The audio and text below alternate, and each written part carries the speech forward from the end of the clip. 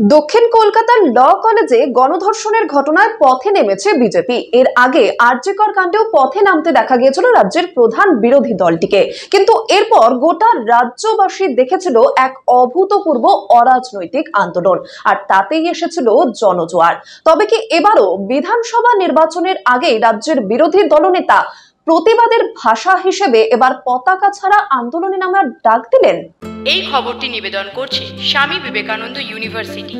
আপনার সন্তানের স্বপ্নের ভবিষ্যৎ গড়ে তোলার একমাত্র সঠিক ঠিকানা। যোগাযোগ 7044086270।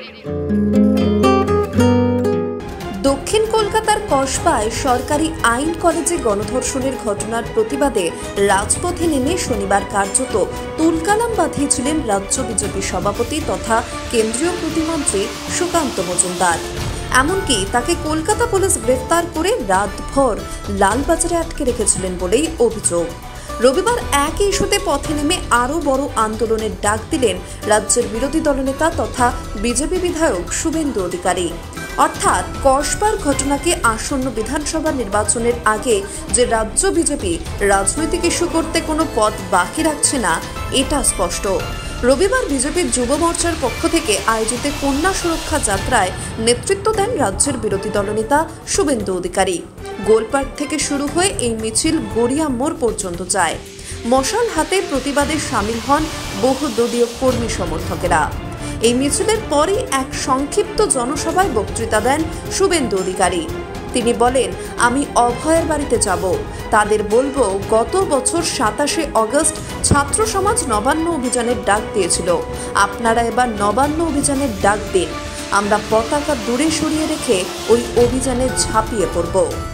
এ লড়াই থামার নয়, 1 ঘন্টা 2 ঘন্টা একদিন করে বাড়িতে বসে গেলে আরো ঘটবে, আরো ঘটবে। পার্কস্ট্রিট ঘটেছে, কামদুনি ঘটেছে, হাসকালি ঘটেছে, কালিয়াগঞ্জ ঘটেছে, বকটুই ঘটেছে, মাটিগাড়া ঘটেছে, কসবা ঘটেছে, অভয়া ঘটেছে। আর নয় মমতা, আর করতে দেব না, আর করতে দেব না। আজকে কলকাতা পুলিশকে পশ্চিমবঙ্গ বিজেপি যুব মোর্চা জানিয়ে দিয়েছে আগামী 2 তারিখে কসবা অভিযান হবে, কসবা অভিযান হবে। মায়েরা ঝাঁটা নিয়ে আসবেন। মমতা ব্যানার্জির কত ক্ষমতা আমরা দেখতে চাই। আগামী 2 তারিখে হাজার হাজার মানুষ আসুন, আমরা এর শেষ দেখতে চাই। এ লড়াই জারি রাখতে হবে। আমি কয়েকদিনের মধ্যে অভয়ের বাড়িতে যাব। অভয়ের বাবা মাকে বলবো যে গত বছর 27শে আগস্ট ছাত্র সমাজ নবান্ন অভিযানের ডাক দিয়েছিল, ঐতিহাসিক অভিযান পতাকা ছাড়া। আমি অভয়ের বাবা মাকে বলবো 9ই আগস্ট আপনি নবান্ন অভিযান ডাক দিন। আমি শুভেন্দু অধিকারী রাজনীতির স্বার্থ দূরে সরিয়ে রেখে আপনাদেরকে নিয়ে আর একবার মমতা ব্যানার্জিকে 26-এর নির্বাচন ফাইনাল বিসর্জনের আগে 9ই আগস্ট ক্রান্তির দিন, ভারত ছাড়ো আন্দোলনের দিন, ওই দিন মমতা ব্যানার্জিকে আমরা দেখিয়ে দিতে চাই আপনি এইভাবে আমাদের বাড়ির কন্যাদের নষ্ট করতে, ধ্বংস করতে, মেরে ফেলতে, সম্ভ্রম কেড়ে নিতে পারেন না, পারেন না, পারেন না। প্রসঙ্গত, গত বছর কলকাতার নামী মেডিকেল কলেজ আরজিকরে এক কর্তব্যরত চিকিৎসককে ধর্ষণ করে খুনের ঘটনা ঘটেছিল, জানিয়ে উত্তাল হয়ে উঠেছিল গোটা ভারতবর্ষ। এমনকি এই ঘটনায় পৃথিবীর বিভিন্ন দেশেও প্রতিবাদের ঝড় উঠেছিল। আরজিকরের ওই নির্যাতিতার পরিবার এখনো আদালতে লড়াই চালিয়ে যাচ্ছেন। পশ্চিমবঙ্গের চিকিৎসক মহলের একটা বড় অংশ লড়াই চালিয়ে যাচ্ছেন। পাশাপাশি বিভিন্ন অরাজনৈতিক মহলেও আরজিকর নিয়ে প্রতিবাদ কর্মসূচি চলছে প্রতিনিয়ত, যা রাজ্যের শাসক দলের পক্ষে অস্বস্তিকর। এই আবহেই সম্প্রতি ঘটে গেল আরও একটি ঘটনা। কসবা আইন কলেজের এক ছাত্রীকে গণধর্ষণের অভিযোগ উঠল সেই কলেজেরই প্রাক্তন পড়ুয়ার বিরুদ্ধে।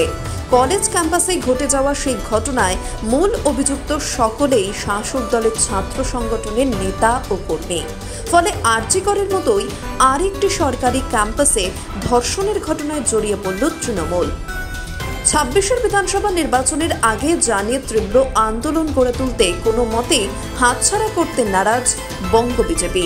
এখন দেখার তারা কতটা সফল হয়।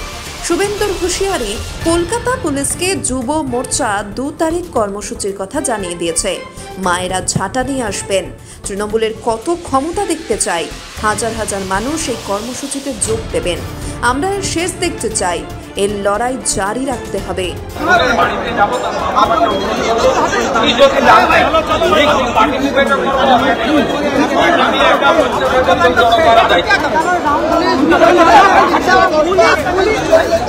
আমাদের কলকাতা কোর্টে যাচ্ছে 2 তারিখের পারমিশনের। আমরা বাকিটা কোর্টের উপর ভরসা রাখি। আমি এই 5 টাইম কোর্ট থেকে লফুল প্রোটেকশন দিই। আমাদের যুব মোর্চা লড়াইয়ারা যাবে, তারা আপিল করবে এবং আমরা প্রতিনিধিত্ব দিচ্ছি। একটা বড় র্যালি ওখানে হবে, পিসফুল হবে, অবভিয়াসলি পিসফুল হবে এবং অল মাই এমএলএ কলিগ তারা সবাই পাবে, মহিলারাও যাবে।